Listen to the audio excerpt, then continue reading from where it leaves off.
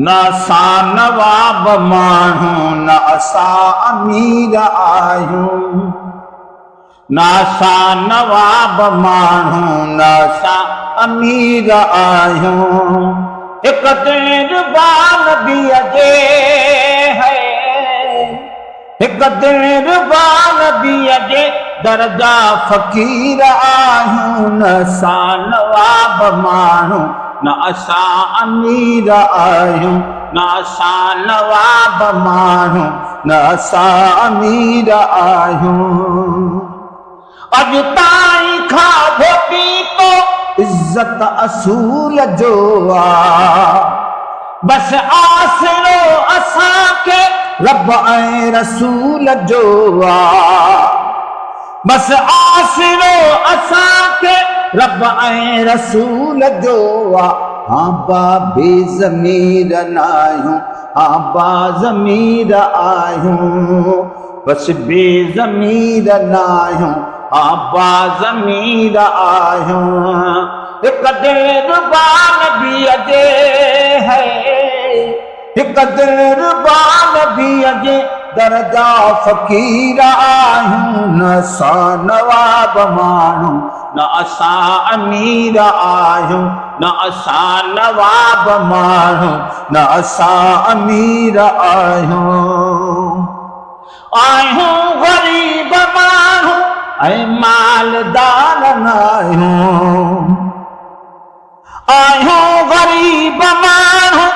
ऐं मालदार नाहियूं सादो सफ़र गुज़रो सरमाएदार नाहियूं सादो सफ़र गुज़रो सरमाएदार नाहियूं कंहिं मुल्क क़ौम जा की मालिक नमीर आहियूं कंहिं मुल्क क़ौम जा के मालिक नमीर आहियूं हिकु दिलबान नबीअ जे है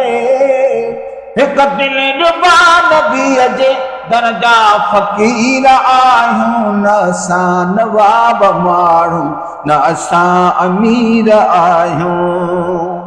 मौला थो ॼाणे नाहे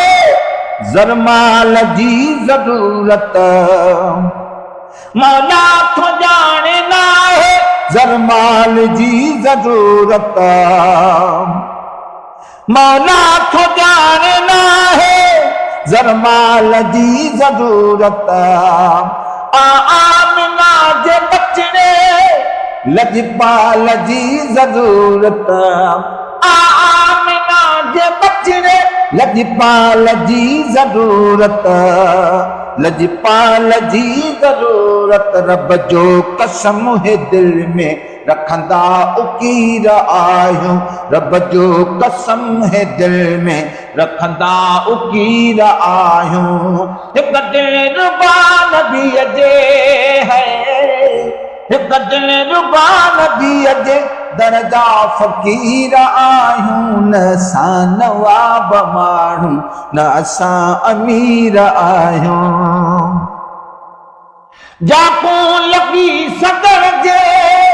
सिक जी लपाट आहे ताकूं फ़क़ीर मखणे जी हेठी वाट आहे ताकूं फ़क़ीर मखणे जी हेठी वाट आहे हर वक्त हथ ॿधण जा आदि हकीर आहियूं हर वक्त हथ ॿधण जा आदि हकीर आहियूं हिकु दिलबान नबीअ जे है हिकु दिलबान नबीअ जे दर्जा फ़क़ीर आहियूं न असां नवाब माण्हू न असां अमीर आहियूं न असां नवाब माण्हू न असां अमीर आहियूं